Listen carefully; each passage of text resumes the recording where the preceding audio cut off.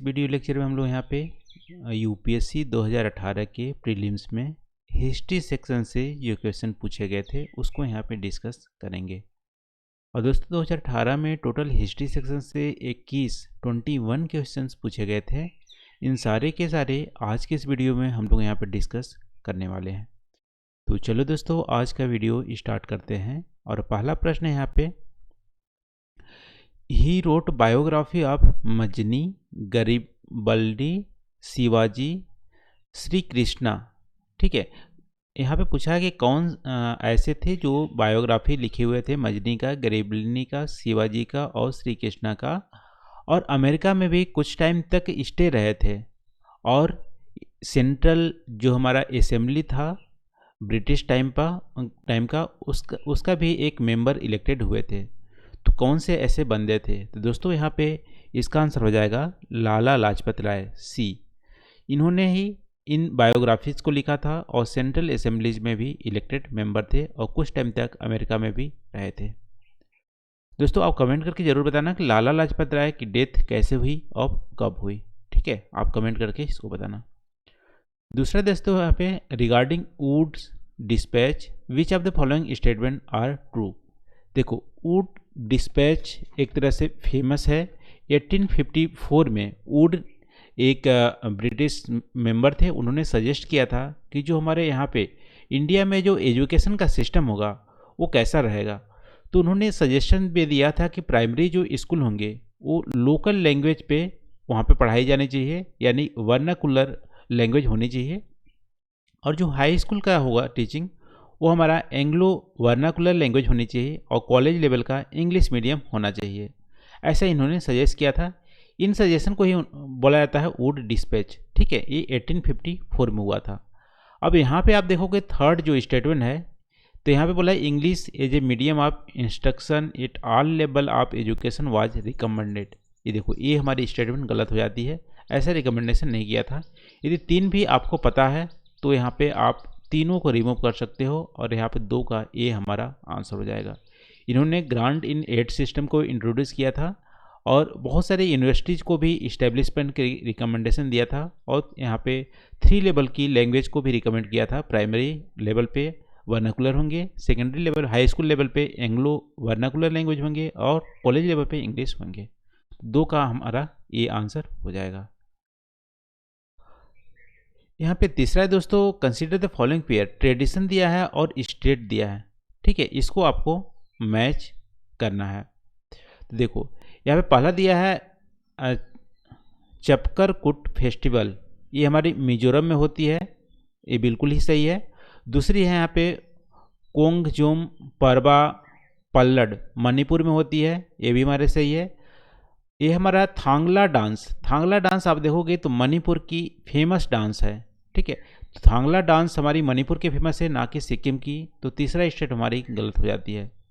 तो इसका आंसर हो जाएगा 1 का बी, 1 एंड 2। देखो, ये आपको पता है, रटा है, तभी आप कर पाओगे, अदरवाइज इसको नहीं हो पाएगी। ठीक है, तो थांगला जो हमारी एक तरह से तलवार वाली डांस होती है, स्वॉर्ड डांस होती है, मणिपुर में फेमस है, और संघाई फेस्टिवल में इसको किया जाता है। तो तीसरा आंसर हमारा गलत हो जाएगा। तो 3 का बी हमारा आंसर हो गया। चौथा दोस्तों, in the federation established by the government of India act 1935 residuary power were given to. देखो, रेसिडरी जो पावर होती है 1935 में, इसको जो वाइसराय थी उसको दिया जाता है। ठीक है, यानी कि गवर्नर जनरल को। तो 4 का यहाँ पे बी हो जाएगा, गवर्नर जनरल को यहाँ पे और जो रेसिडरी पावर थी उसको दिया गया था। तो 4 का हमारा बी हो गया, गवर्नर जनरल। पांचवा है दोस्तों, the well known painting Bani Thani belong to. देखो, बनीथनी पेंटिंग जो है वो हमारा जो किशनगढ़ प्रिंसली स्टेट था राजस्थान में, 16वीं सेंचुरी में वहाँ पे बनीथनी पेंटिंग वहाँ पे उजागर हुआ था, आप बोल सकते हो। और उसके जो फाउंडर थे मनीथनी पेंटिंग का, वो आप बोल सकते हो कि वो राजस्थानी स्टाइल में किया था। निहल चंद आर्टिसियन जो थे वो हमारे फाउंडर थे। तो यहाँ पे आप देखो, किशनगढ़ जो प्रिंसली स्टेट थी उससे बिलोंग करती है बनीथनी पेंटिंग। तो 5 का हमारा डी यहाँ पे आंसर हो जाएगा। छठा है दोस्तों यहाँ पे, with reference to the cultural history of India consider the following statement. यहाँ पे दूसरी स्टेटमेंट यहाँ पे पूछा है, sorry, central cultural history of India में यहाँ पे फॉलोइंग स्टेटमेंट पूछा। पहला है कि most of the Tyagaraja kritis are devotional song in praise of Lord Krishna. देखो त्यागराजा कृतिस, यहाँ पे थोड़ा फैक्चुअल पूछ लिया। त्यागराजा कृतिस की बात करोगे तो कन्नड़ एक तरह से ये फेमस म्यूजिशियन भी थे और बहुत सारे इन्होंने जो म्यूजिक का इन्होंने फाउंडर थे और कंपोज किए हुए थे थाउजेंड ऑफ डिवोशनल म्यूजिक। लेकिन ये लॉर्ड कृष्णा को प्रेज नहीं करते थे, लॉर्ड रामा को प्रेज करते थे। ठीक है, तो पहला स्टेट हमारी गलत हो जाती है, लॉर्ड रामा का प्रेज करते थे। तो यहाँ पे देखो 1 यदि आपको पता है तो ए के आप रिमूव कर सकते हो, सी को आप रिमूव कर सकते हो। अब देखते हैं 2 और 4 यहाँ पे कॉमन है। तीसरा देख लेते हैं यहाँ पे, अन्ना मचार्य एंड त्यागराजा आर कंटेम्प्रेरी। देखो ये स्टेटमेंट हमारी गलत हो जाती है। त्यागराजा और अन्नमाचार्य अलग अलग जो टाइम्स थे उसको बिलोंग करते थे, तो ये हमारी स्टेटमेंट गलत हो जाती है। इसका आंसर हो जाएगा 2 और 4, 6 का बी आंसर हो जाएगा। देखो ये भी हमारा फैक्चुअल है, 2018 में जो भी क्वेश्चन पूछे गए हैं बहुत ज़्यादा फैक्चुअल यहाँ पे पूछे गए हैं, तो 6 का हमारा बी यहाँ पे आंसर हो गया। 7वां दोस्तों, after the Santhal uprising subside what are were measures taken by the colonial government. देखो संथल अपराइजिंग की बात करें तो ये देखोगे बिहार में हुआ था 1855 से 56 में, जो राजा महल हिल है बिहार का, वहाँ पे संथल अपराइजिंग हुए थे। उसमें जो 4 ब्रदर थे संथल का, सिद्धू, कन्नू, चंद, ये ऑर्गेनाइज किए हुए थे और यहाँ पे ब्रिटिशर के अगेंस्ट में यहाँ पे लॉन्च किया हुआ था, क्योंकि उनके लैंड को एक तरह से आप बोल सकते हो कि वहाँ पे जो लैंड थी ट्राइबल लैंड थी, वहाँ पे टैक्स इंक्लूड कर दिया गया था। ठीक है, एग्रीकल्चर करते थे, एग्रीकल्चर फार्मिंग करते थे संथल लोग, तो वहाँ पे जो टैक्स को यहाँ पे कंपलसरी कर दिया गया था, जमींदारी सिस्टम जैसा यहाँ पे ला दिया गया था। लेकिन जो संथल थे वो बार्टर सिस्टम का यूज करते थे अपने लेन देन करने के लिए, लेकिन ब्रिटिशर ने वहाँ पे मनी को इंट्रोड्यूस किया था, यानी मनी के रूप में टैक्स लेंगे। अब मनी उनके पास करेंसी के रूप में पैसे थी नहीं, और उसके लिए वहाँ पे जो साहूकार थे, एक बोल सकते मनी लेंडर थे, उसके चंगल में फंस जाते थे और बहुत ही हाई रेट लगाते थे। तो एक तरह से जमींदारी सिस्टम टैक्स इंक्लूड हो गया था, दूसरी तरफ से मनी लेंडर की वजह से तो परेशान होकर उन्होंने अपराइजिंग किया था। ठीक है, इसके वजह से ब्रिटिशर ने बहुत ही बुरी तरीके से इनको एक तरह से दबाया था और लगभग 15,000 से ज़्यादा डेथ हुई थी संथल लोगों की। ठीक है, तो यहाँ पे है अभी भी संथल आप देखोगे बिहार, झारखंड और उड़ीसा में बहुत ही ज़्यादा संख्या में पाई जाती है। अब देख लेते हैं यहाँ पे स्टेटमेंट क्या दिया है, the territories are called Santhal Pargana were created. बिल्कुल ही सही है। उसके बाद संथला परगना वहाँ पे क्रिएट हुआ था। It become illegal for Santhal to transfer land to non Santhal. ये भी हमारा दूसरा भी स्टेटमेंट यहाँ पे सही है। तो दोनों स्टेटमेंट संथल अपराइजिंग को दबाने के बाद यहाँ पे कंसिक्वेंस में यहाँ पे किया गया था। तो 7 का हमारा सी आंसर हो जाएगा, बोथ 1 और 2। देखो 8वां की बात करेंगे तो economically one of the result of the British rule India in 19th century was. देखो 19th सेंचुरी में ब्रिटिशर ने क्या यहाँ पे इकोनॉमिकली में सही है। तो यहाँ पे आप देखोगे तो 8 का हमारा देखोगे तो इंडियन एग्रीकल्चर को कमर्शलाइज करने की बात की गई थी यहाँ पे की गई थी, क्योंकि कॉटन वगैरह ज़्यादा यहाँ पे उगाया जाता था, इंडिको उगाया जाता था। ठीक है, तो कमर्शलाइजेशन ऑफ इंडियन एग्रीकल्चर हमारा आंसर हो जाएगा 8 का सी।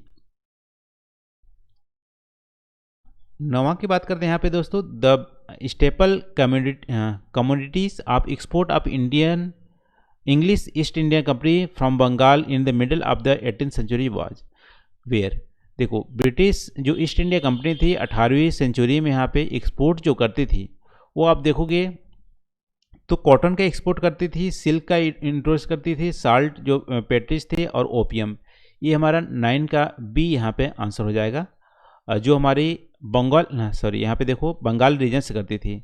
ठीक है, वैसे भी ऑयल सीड को यहाँ पे रिमूव कर सकते हो और जिंक लेड या इस तरह से शुगर को आप रिमूव कर सकते हो यहाँ पे, और गोल्ड स्पाइस टी, इसको भी आप रिमूव कर सकते हो, बंगाल रीजन में उतना ज़्यादा उपलब्ध नहीं थी। तो यहाँ पे 9 का डी यहाँ पे आंसर हो जाएगा। 10वां दोस्तों, which one of the following is very significant aspect of Champaran Satyagraha. Champaran Satyagraha आप देखोगे तो 1917 में महात्मा गांधी की आई थिंक यहाँ पे फर्स्ट सत्याग्रह था, जो चंपारण जो बिहार की डिस्ट्रिक्ट वहाँ पे किया गया था। और वहाँ पे जो इंडिको थी उसकी फेयर प्राइजिंग की वजह से किया गया था, क्योंकि फेयर प्राइजिंग वहाँ पे मिल नहीं रही थी। तो इंडिको के जो फसल थी उससे रिलेटेड है। तो यहाँ पे आप आंसर देखोगे तो अच्छा, यहाँ पे पूछा है कि very significant aspect of Champaran Satyagraha. तो यहाँ पे सिग्निफिकेंट एस्पेक्ट आप देखोगे, जो पीजेंट हमारे थे वहाँ पे जो फार्मर थे उसका जो joining of peasant unrest in Indian national movement, उसके बाद जो पीजेंट थे वो भी हमारे इंडियन नेशनल मूवमेंट में शामिल हो गए थे। तो हमारा सिग्निफिकेंट जो इफेक्ट हुआ था चंपारण सत्याग्रह का, 10 का हमारा सी यहाँ पे आंसर हो जाएगा। 11वां है, who among the following were the founder of Hind Mazdoor Sabha established in 1948। देखो, हिंद मजदूर सभा, इसकी बात करोगे तो हमारी वर्कर असेंबली ऑफ इंडिया इसको बोलते हैं, जो एक बोल सकते हो यहाँ पे नेशनल ट्रेड यूनियन भी बोलते हैं। इसके फाउंडर थे अशोक मेहता थे, आर.एस. शंकर थे और भास्कर सिंह भी थे। ठीक है, ये इसके फाउंडर मेंबर थे। तो यहाँ पे आप ऑप्शन देखोगे तो अशोक मेहता, टी.एस. रामानुजन, जी मेहता, यानी बहुत सारे मिलकर फाउंड किया था। तो 11 का हमारा यहाँ पे डी आंसर हो जाएगा। अशोक मेहता मेन यहाँ पे बोल सकते हो। तो 11 का हमारा डी आंसर हो गया। 12वां दोस्तों, with reference to the religious practice in India Sthanakvasi sect belong to. ठीक है, स्थानकवासी भी इस बोलते हैं, संथाकवासी बोलते हैं। ये जैन संप्रदाय से बिलोंग करते हैं और ये मानते हैं कि भगवान निराकार हैं और मूर्ति पूजा नहीं करनी चाहिए। ठीक है, तो जैनिज्म से हमारे स्थानकवासी हमारे बिलोंग करते हैं सेक्ट। तो 12 का हमारा बी यहाँ पे आंसर हो जाएगा, जैनिज्म। अब 13वां देख लेते हैं यहाँ पे, with reference to the central cultural history of India consider the following statement. White marble were used in making Buland Darwaza in खनका एट द फतेहपुर सिकरी। देखो, बुलंद दरवाजा और खनका ये आप बोलोगे तो अकबर द्वारा बनाया गया था फतेहपुर सिकरी में, और जब गुजरात पे उन्होंने विक्ट्रीज हासिल की थी। तो वैसे तो जो हमारी बुलंद दरवाज़ा है वो आप देखोगे तो रेड सैंडस्टोन से बनी हुई है, लेकिन डेकोरेशन भी वाइट मार्बल से किया गया। तो वाइट मार्बल यहाँ पे डेकोरेशन की गई, ये हमारी आंसर सही होता है। तो ये तो हमारा सही है। दूसरा देख लेते हैं, red sandstone and marble where used in making बड़ा इमाम बड़ा एंड रूमी दरवाजा एंड लखनऊ। देख, लखनऊ में जो बड़ा इमामबाड़ा बनाए गए हैं वो हमारी ब्रिक का बना हुआ है, ना कि रेड सैंडस्टोन। ठीक है, तो ब्रिक्स का बना हुआ है, पक्के ब्रिक्स बने हुए हैं। और तो दूसरा स्टेप हमारी गलत हो जाती है। 13 का हमारा ए यहाँ पे आंसर हो जाएगा। तो बड़ा इमामबाड़ा जो था वो हमारी असद उद जो थे वहाँ पे लखनऊ के नवाब जो थे उनके द्वारा 1784 ईस्वी में बनाई गई थी, और हमारे ब्रिक का बना हुआ था, ईंटे के बने हुए हैं। 13 का ए हमारा आंसर हो जाएगा। 14वां है दोस्तों, which one of the following foreign traveller elaborately discuss diamond and diamond mines of India. देखो, इसकी बात करोगे तो डायमंड्स और डायमंड माइंस की बात करोगे तो एक हाँ, ये आप देखोगे तो जीन्स पैबिटिस्टे क्या है, टेबिनकर, ये हमारे बी हमारा यहाँ पे आंसर हो जाएगा।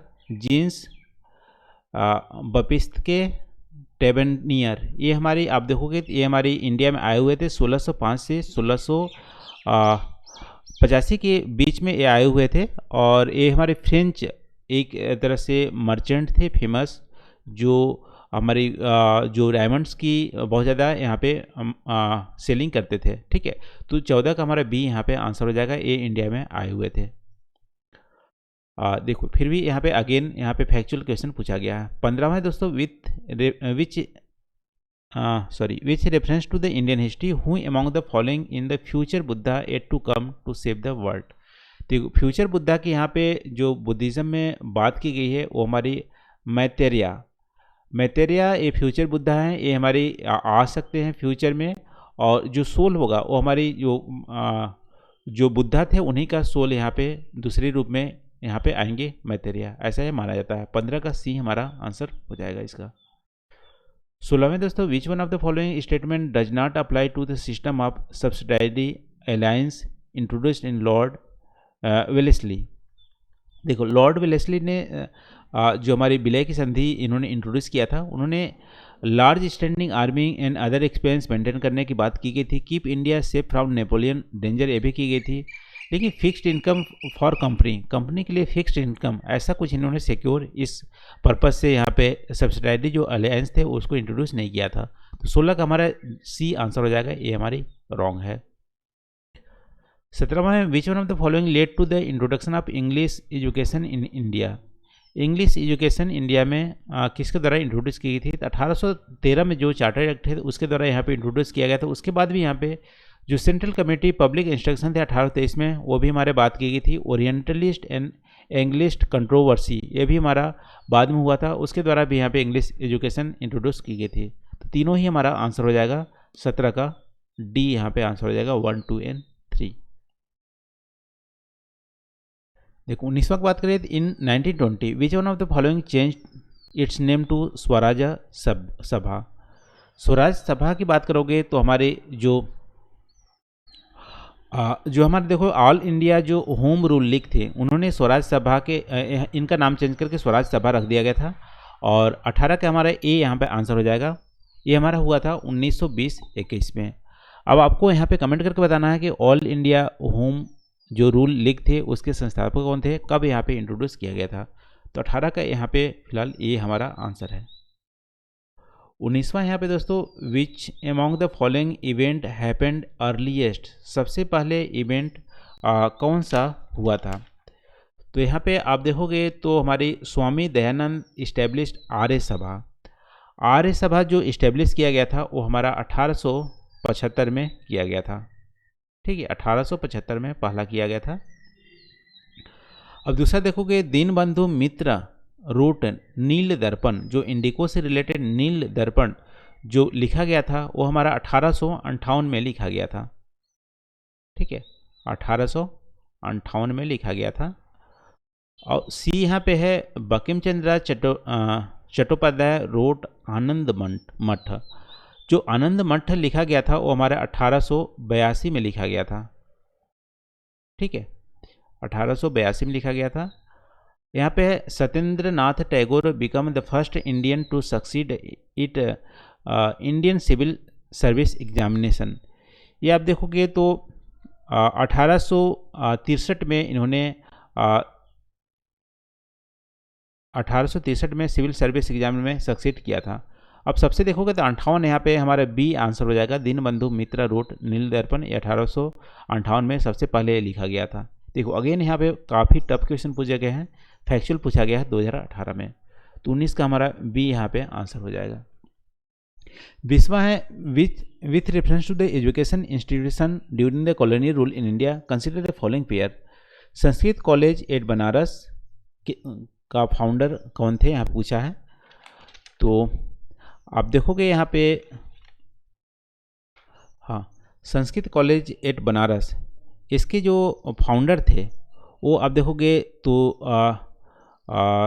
डुनकन। ठीक है, जो ये हमारे डुनकन फाउंडेशन थे, विलियम जोन्स फाउंडर नहीं थे। तो पहला का आंसर हमारा गलत हो जाता है। दूसरा है कलकत्ता मदरसा, ये फाउंडर वारेन हेस्टिंग थे, बिल्कुल ही सही है हमारी। इन्होंने जो कलकत्ता मदरसा थे 1780 के आसपास इन्होंने फाउंड किया था वारेन हेस्टिंग द्वारा। 2 स्टेट हमारी सही हो जाती है। तो इसको आप सी को रिमूव कर सकते हो और डी को भी आप रिमूव कर सकते हो। 1 हमारा पहले से गलत है, तो इसका आंसर हमारा हो जाएगा 20 का बी। फोर्ट विलियम कॉलेज आप यहाँ पे ऑर्थर वेलेस्ले के द्वारा इंट्रोड्यूस नहीं किया गया था। फोर्ट विलियम जो कॉलेज थे वो हमारे रिचर्ड वेलेस्ले के द्वारा इंट्रोड्यूस किया गया था। तो 20 का हमारा बी आंसर है, सिर्फ 2 हमारा सही है यहाँ पे। आज का लास्ट क्वेश्चन दोस्तों 21वां यहाँ पे है। Consider the following event the first democratically elected communist party government form in the state in India. यहाँ पे कम्युनिस्ट पार्टी सबसे पहले केरला में हमारा फाउंडेशन हुआ था, और केरला में आप देखोगे तो 1957, ठीक है, 1957 में इसका फाउंडेशन हुआ था। इलेक्टेड गवर्नमेंट यहाँ पे इलेक्ट हुए थे 1957 में। दूसरा थे India then largest bank imperial bank of India was renamed as the state bank of India.